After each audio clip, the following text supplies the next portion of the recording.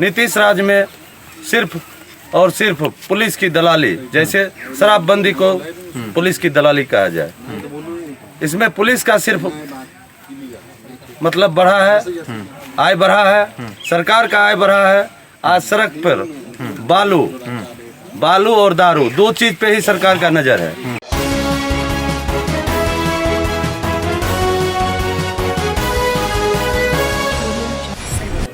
नमस्कार, आप देख रहे हैं केलांचल टाइम्स और मैं हूं नंदन झा। बिहार विधानसभा चुनाव का बिगुल बज चुका है। पहले चरण का मतदान 28 अक्टूबर को होना है और केलांचल टाइम्स की यात्रा लगातार जारी है और गोपालपुर विधानसभा का यात्रा आज दूसरे दिन यात्रा के क्रम में हमारी मुलाकात राजपा के प्रत्याशी संजीव कुमार सिंह उर्फ झाबू जी से हो रही है। झाबू जी से जानेंगे समाज सेवा के क्षेत्र में और राजनीति के क्षेत्र में आने का इच्छा और प्रेरणा कब और किन से मिली, समाज सेवा और राजनीति में कैसे आ गए। मैं शुरू से ही समाज के प्रति जागरूक रहा हूँ। समाज के लोगों की किसी भी समस्या में हमेशा खड़ा रहा हूँ। मैं 10 साल से भाजपा का पद पे भी था। पूर्व में मैं किसान मोर्चा जिला महामंत्री के पद पर कार्यरत था। इसके बाद इस बार मैं प्रखंड अध्यक्ष नवगछिया ग्रामीण से बना हुआ था। और यहाँ पे भाजपा का जो था, कोई कैंडिडेट ना तो सांसद हुआ करते हैं ना विधायक हुआ करते हैं। भाजपा बीजेपी के सारे वर्कर को जदयू के यहाँ बंधुआ मजदूर की तरह बांध चुकी है। इन सारी समस्याओं को लेकर हम लोगों ने बदलाव के लिए अपना पार्टी बदला और मैं राष्ट्रीय जनजन पार्टी के मतलब पार्टी से बगावत कर आपको चुनाव लड़ना था, इसलिए राजपा के सुप्रीमो आशुतोष कुमार के शरण में गए और उनसे आदेश लेकर चुनावी मैदान में। गोपालपुर एक ऐसा विधानसभा है जहां से लगातार 3 बार 2005 से 2020 तक नीरज कुमार उर्फ गोपाल मंडल जी यहाँ का प्रतिनिधित्व कर रहे हैं। सरकार के हिस्सा है, सचेतक भी हैं। उन्हीं के गठबंधन के भाजपा के नेता उन पार्टी से बगावत करते हैं और चुनावी मैदान में आते हैं। सर, क्या मुद्दा है? मुद्दा ये है कि शुरू में अपराध चरम पे तो है ही, किसानों की समस्या है। यहाँ पर केले का फसल और मक्के का फसल मुख्य रूप से उपजाया जाता है किसानों के द्वारा। और किसान जो आज हैं त्रस्त हैं। ना केले का उचित मूल्य मिल पाता है किसानों को, ना मक्के का उचित मूल्य मिलता है। बाजार की समस्या पूर्ण रूप से यहाँ है और इस पर सरकार का कोई नज़र नहीं है। सरकार के कार्यकलाप से यहाँ के किसान, यहाँ के जो सारे मतलब वोटर्स हैं, वो सरकार के खिलाफ जा रहे हैं और वो एक पक्षीय है। पहले तो जंगल राज से उबकर उन्होंने एनडीए सरकार को अपनाया और एनडीए सरकार के कार्यकलाप को भी 15 साल से इन्होंने देखा। इंतजार करते करते अब उब चुके हैं।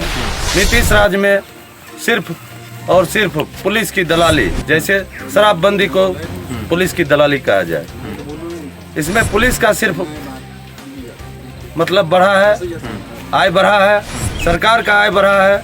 आज सड़क पर बालू और दारू, दो चीज पे ही सरकार का नजर है और इसका सारा लोड हम लोग के यहाँ रजिस्ट्री तो ये तमाम चीजें चुनाव के टाइम में ही आपको कैसे दिखाई दिए? इतने दिन से कहाँ थे आप? नहीं, इन्हीं चीजों को लेकर तो मैं चुनाव में आया हूँ। तो पहले भी आप बगावत कर सकते थे। पहले टिकट नहीं मिला इसलिए बगावत कर गए? जी नहीं, टिकट का उम्मीदवार भी नहीं था।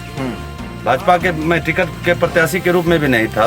उन नेताओं को मतलब लोकसभा में भी छांटा गया, विधानसभा में भी छोड़ा गया और यहाँ पे सिर्फ और सिर्फ जदयू के हाथ में हम लोग बंधे हुए थे। मतलब इन्हीं बातों को लेकर भी जदयू को बेच दिया भागलपुर का। जी और विधानसभा तो बिकले। जी इसलिए आप राजपा से आकर चुनाव मैदान में हैं।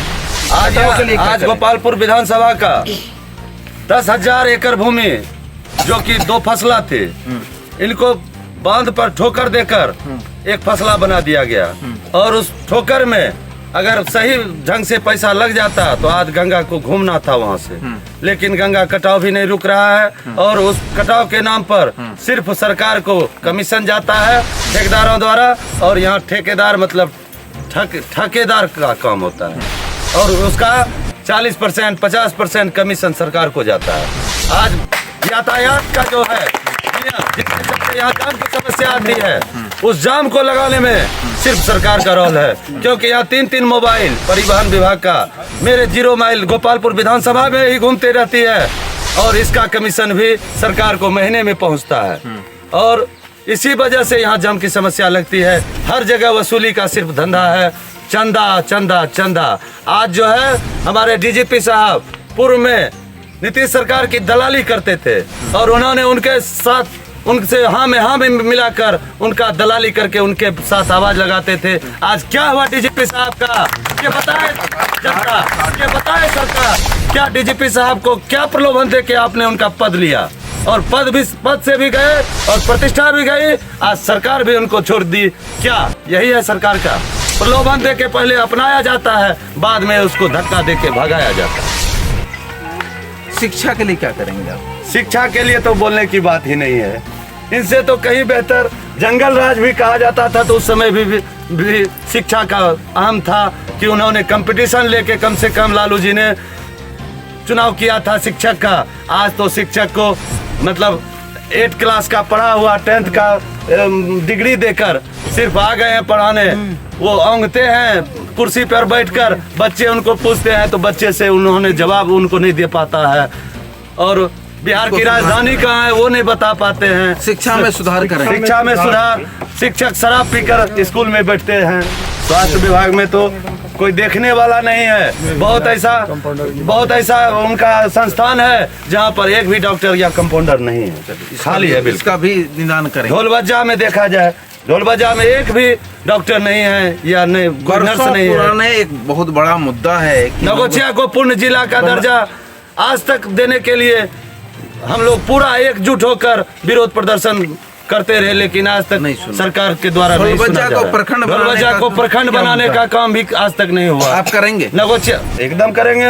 इन्हीं सब मुद्दों को लेकर पहला मुद्दा आपका, पहला मुद्दा मेरा 10,000 एकड़ भूमि जो है, जो अभी 2 फसला थी उसको 2 फसला फिर बनाना है। दूसरा मुद्दा रिंग बांध की समस्या है, जो कि 3 टंगा से लेकर जहानवी चौक तक रिंग बांध का काम करने का काम करेंगे। तीसरा मुद्दा नौगछिया को जिला बनाने का। जितने विस्थापित परिवार हमारे गोपालपुर विधानसभा में हैं, उनके लिए मैं सरकार से लड़कर जमीन दिलवाने का काम करूंगा। नगोचिया को पूर्ण जिला का दर्जा दिलाने के लिए संघर्ष करूंगा।